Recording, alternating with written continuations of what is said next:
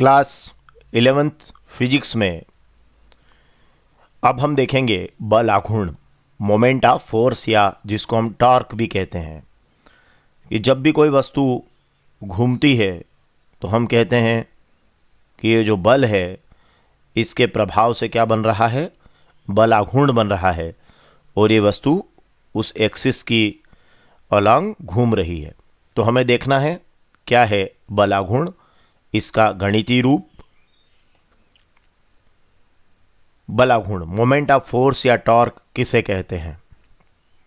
किसी भी घूर्णन अक्ष के परितः, मतलब मान लीजिए कोई भी वस्तु घूर्णी गति कर रही है ना, रोटेशन कर रही है, तो जो रोटेशनल मोशन उसका होता है, जैसे फिरकनी की गति आप ले लीजिए, लट्टू की गति को भी आप ले सकते हैं, है ना। आप जो आपकी गेहूं की जो चक्की है ना, हाथ से जो चलाने वाली है उसका, या हैंडपम्प का हत्था जो आप चलाते हैं, या पेचकस से आप नट को खोलते हैं पाने की सहायता से, तो ये सब क्या है, ये घूर्णी गति के उदाहरण ही है।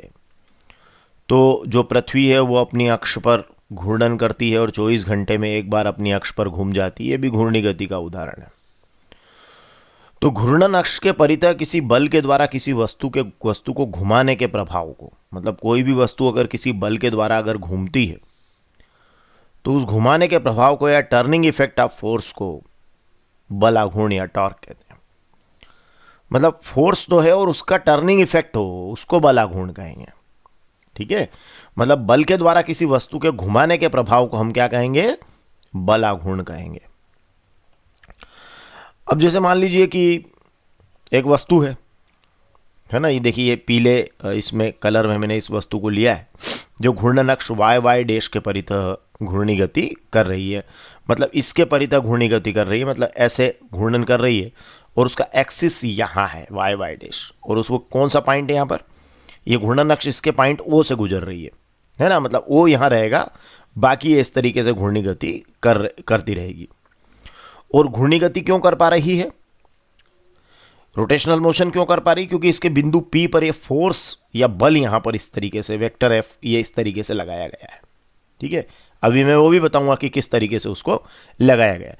तो हमने अभी तक जो बात कही वो ये है कि एक वस्तु है, ये वस्तु हमने ली है, और ये घूर्णन अक्ष y डैश के परितः घूर्णी गति कर रही है, और ये घूर्णन अक्ष बिंदु O से गुजर रही है, और इसी वस्तु के बिंदु P के ऊपर एक बल F, वेक्टर F लगाया गया है, जिससे ये घूर्णी गति कर पा रही होगी। अब इसकी पोजीशन देखना बहुत जरूरी है आपको कि कौन कहाँ है। जैसे जो बिंदु O है और P है, इसको हम मान लेते हैं कि ये कागज के तल में है। ठीक है, ये O और P दोनों को कहाँ मान रहे हैं अपन, इस कागज के तल में मान रहे हैं। तो ऐसे में ये जो घूर्णन अक्ष है ये कागज के तल के कहाँ होगी, लंबवत होगी।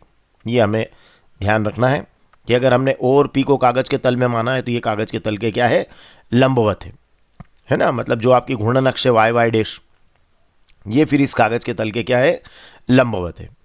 तो अब इसके बाद आगे देखते हैं। अब हम क्या करते हैं कि यहां से आप देखिए, ये जो बल है F, इस बल F की ये क्रिया रेखा देखिए, ब्लैक वाली इधर नीचे की तरफ आ रही है, ये बल की पूरी क्रिया रेखा है।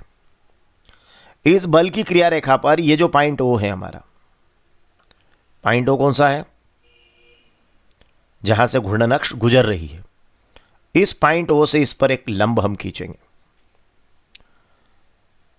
ये आपने यहां लंबवत रेखा खींच ली, और ये जो लंबवत रेखा आप खींचेंगे, ये जो बल की क्रिया रेखा है इसकी इस घूर्णन अक्ष से लंबवत दूरी हो जाएगी, परपेंडिकुलर डिस्टेंस हो जाएगी, इसको हम ON नाम दे देंगे।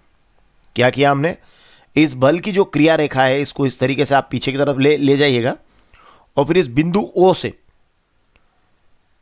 बिंदु O कौन सा है, जहां से घूर्णन अक्ष क्या हो रही है, गुजर रही है y डैश, इस बिंदु O से इस बल की क्रिया रेखा पर आप एक लंब खींच दीजिएगा ON। तो ये जो है इस घूर्णन अक्ष से इस बल की क्रिया रेखा की लंबवत दूरी हो जाएगी ON। और आप पोजीशन बताना चाहें तो आप P की पोजीशन भी बता दीजिए कि एक्चुअल P की पोजीशन क्या है। तो इस O के सापेक्ष P का जो स्थिति सदिश है वो वेक्टर R है। मतलब O से P तक की जो दूरी आप कह सकते हैं वो R है। तो यहाँ से आपने जो बातें देखी है कि आपने कहा कि O और P कहाँ है, कागज के तल में है, और घूर्णन अक्ष जो है वो इस कागज के तल के कहाँ है, लंबवत है। फिर आपने कहा कि इस बल की जो क्रिया रेखा है इस पर कोई पॉइंट N है, और जो आपका घूर्णन अक्ष है अर्थात O है उससे उसकी लंबवत दूरी ON है, और O के सापेक्ष P के स्थिति सदिश को आपने मान लिया, क्या माना आपने उसको, वेक्टर R माना। अब बहुत स्पष्ट है कि अब हमें जो है निकालना है क्या, बल आघूर्ण या मोमेंट ऑफ फोर्स। तो याद रखिएगा जो बल आघूर्ण होता है वो किसी घूर्णन अक्ष के परितः ही होता है, और हम उसका परिमाण निकालेंगे, अभी उसके सदिश पर बाद में बात करेंगे। तो इस घूर्णन अक्ष YY डैश के परितः जो इस बल के द्वारा जो वस्तु में घुमाने का जो प्रभाव आ रहा है जिसको हम बल आघूर्ण कह रहे हैं, उस बल आघूर्ण का परिमाण कितना होगा।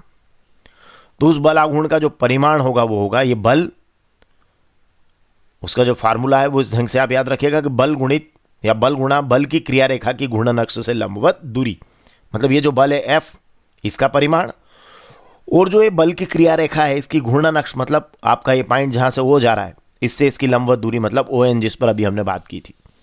तो F और ON का गुणा होगा ये। देखिए ये बल F हो गया, और बल की जो क्रिया रेखा है उसकी घूर्णन अक्ष यहां से O से देखिए लंबवत दूरी ON, इन दोनों का ये गुणा होगा बल आघूर्ण का परिमाण। तो ऐसे में ही हो गया टो इज इक्वल टू बल कितना हुआ F, बल का परिमाण F है, और बल की क्रिया रेखा ये हो रही बल की क्रिया रेखा, और इसकी घूर्णन अक्ष से लंबवत दूरी हो गई ON। तो ये हो गया F गुणा ON। अब देखिए यहां पर आपको एक एंगल को मानना है, और उस एंगल को मानकर आप आगे बढ़ेंगे। तो आपको क्या करना है कि ये जो वेक्टर R है और ये जो वेक्टर F है, इस वेक्टर R और वेक्टर F के बीच के एंगल को आप फाई मान लीजिए, है ना। ये देखिए आप, ये O के सापेक्ष P का स्थिति सदिश R है, तो ये देखिए ये यहां, और ये देखिए ये F। तो वेक्टर R और वेक्टर F के बीच के एंगल को हम कितना मान रहे हैं, फाई मानते हैं। तब ऐसे में ये यहां देखिए ये एंगल फाई बना, तो ये जो है चूंकि ये लंब है ON, तो ये आपका समकोण त्रिभुज बन गया ONP, ठीक है ना। यहां से आपको ON निकालना है, आपको OP दिया है, अगर OP का परिमाण लेंगे तो कितना है, R है, तो OP दिया है ना, और ON पूछा है, ठीक है। तो चलिए समकोण त्रिभुज ONP लेकर हम ON का मान निकाल लेंगे। तो चलिए साइन फाई ले लीजिए, लंब बटे कर्ण, तो देखिए लंब भुजा कितनी हो गई ON, कर्ण भुजा हो गई OP, ठीक है। ये फाई यहां बन रहा है, ये आधार भुजा है NP, तो ये ONP में देखिए ON लंब, OP कर्ण और PN आधार है। तो ऐसे में आपने लिया साइन फाई। क्यों लिया साइन फाई आपने, क्योंकि आपको निकालना था ON का मान, तो ये तो लंब भुजा है, अब आपको दिया है OP का मान, कर्ण का मान दिया है, तो फिर आपने ऐसे में लंब बटे कर्ण का फार्मूला लगाया, परपेंडिकुलर अपान हाइपोटेनियस लगाया, तो ये sine phi is equal to ON upon OP हुआ, ताकि आपको ON का मान पता चल सके, क्योंकि OP का परिमाण आपके पास R है। तो ऐसे में जो है फाई पर हम बात कर ही चुके हैं, वेक्टर R और वेक्टर F के बीच का एंगल है, तो ये फाई जो है ये वेक्टर R और वेक्टर F के बीच का एंगल है। चलिए अब वैल्यू पुट कर दीजिए, तो ये हो जाएगा ON is equal to OP sine phi, cross multiply कर दिया, देखिए ON is equal to OP sine phi, और अब आकर आप यहां पर समीकरण 1 में इसको ले जाकर रख दीजिए, तो ON के प्लेस पर आप लिख दीजिए OP साइन फाई समीकरण 1 में। देखिए चलिए, तो टो इज इक्वल टू हो गया F गुणा OP साइन फाई, ठीक है। OP क्या है, OP का परिमाण कितना है, R है, वो यहां रख सकते हैं, क्योंकि अभी हम बलाघूर्ण के भी परिमाण पर ही चर्चा कर रहे हैं। तो ये हो गया tau is equal to F cross R sine phi, या R cross F sine phi, जैसे आप लिखना चाहें लिख सकते हैं। तो टो इज इक्वल टू हुआ F cross R sine phi. देखिए OP का परिमाण हमने लिख दिया R, और यही आपके बल आघूर्ण का फार्मूला बन जाएगा। और अगर इसका आप सदिश रूप लिखना चाहें तो आप लिख सकते हैं tau is equal to vector R cross vector F। Phi R और एफ के, वेक्टर आर और वेक्टर एफ के बीच का ही एंगल है। तो हमें पता है कि एक vector A cross vector B होता है ए बी साइन थीटा। तो देखिए हमने इसको ए बी साइन थीटा को vector A cross vector B के रूप में लिख लिया, मतलब vector R cross vector F is equal to F R sine theta. तो यहाँ देखिए ये एफ आर साइन फाई हो गया। तो सदिश रूप में आपने इसको लिख लिया। और अगर दिशाओं की बात करें तो ये जो टो है ना, जो बल आघूर्ण आप जिसको कह रहे हैं, इस बल आघूर्ण की जो दिशा होगी वो वेक्टर आर और वेक्टर एफ का जो सम्मिलित तल होगा उसके कहाँ होगी, ये लंबवत होगी। ये सदिशों के सदिश गुणनफल से, जो वेक्टर प्रोडक्ट ऑफ वेक्टर्स होता है, उससे हम जानते हैं। तो चलिए आगे बढ़ते हैं।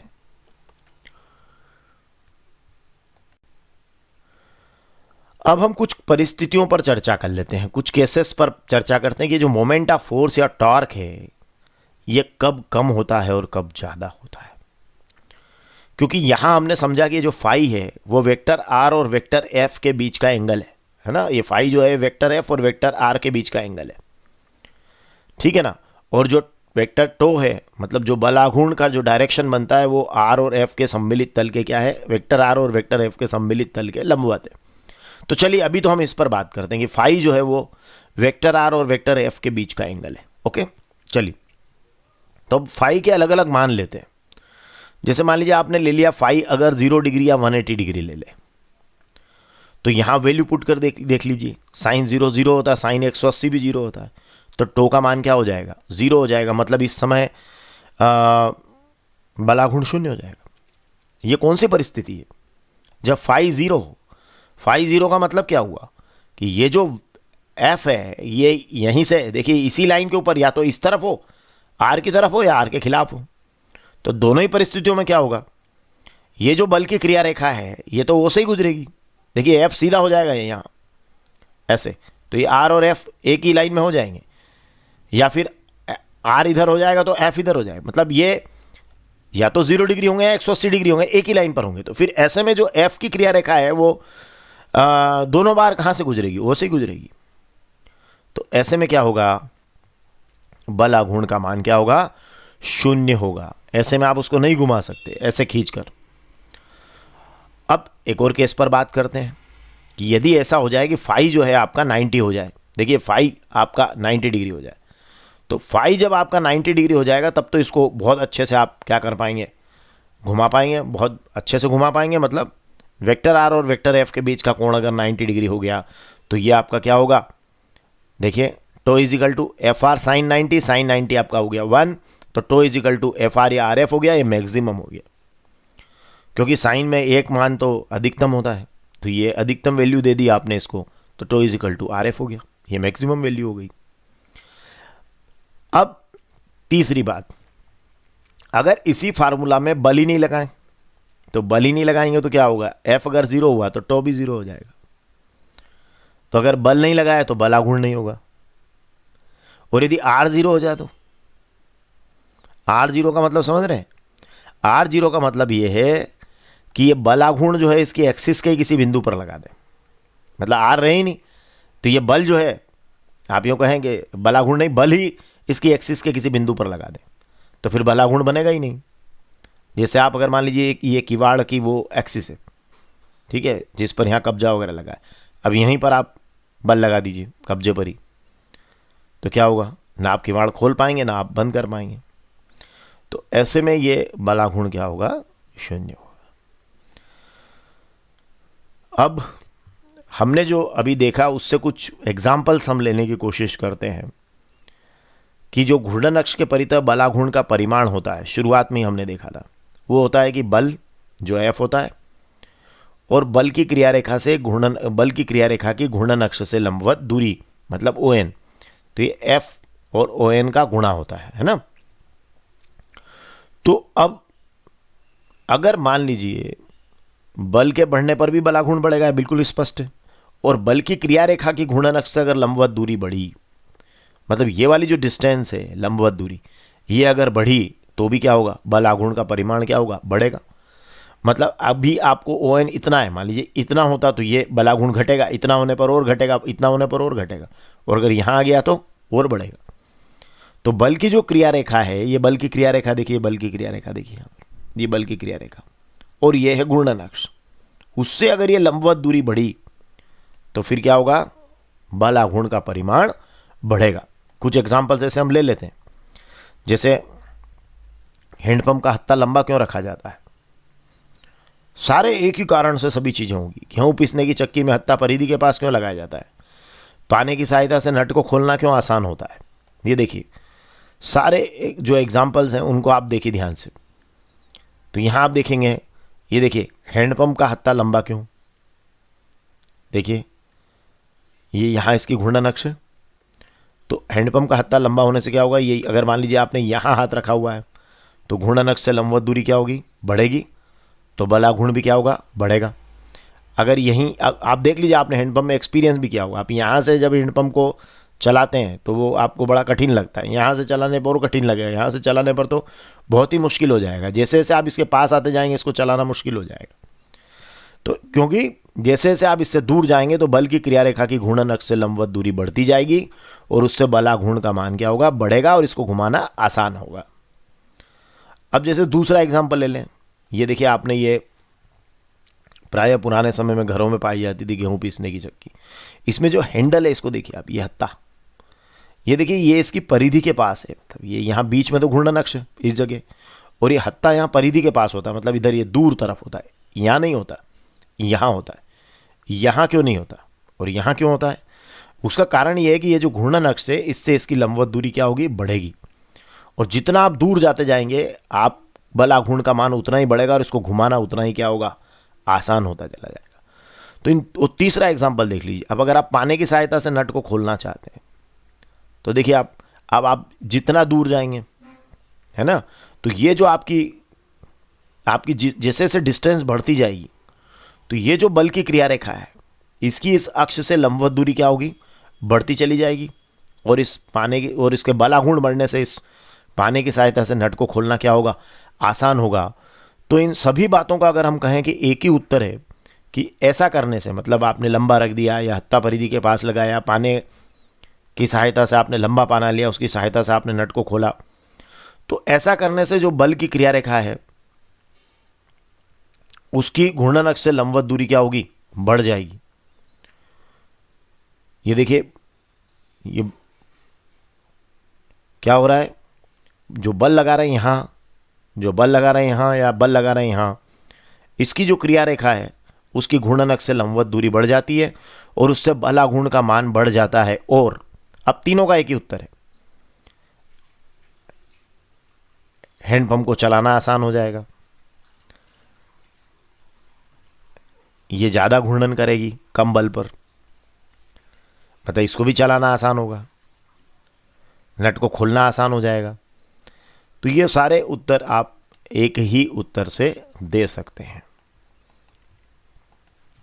तो इस तरीके से जो बल आघूर्ण है उसके बारे में हमने समझा कि जो बल का घुमाने वाला जो प्रभाव है उसको हम कहेंगे कि ये बल आघूर्ण है।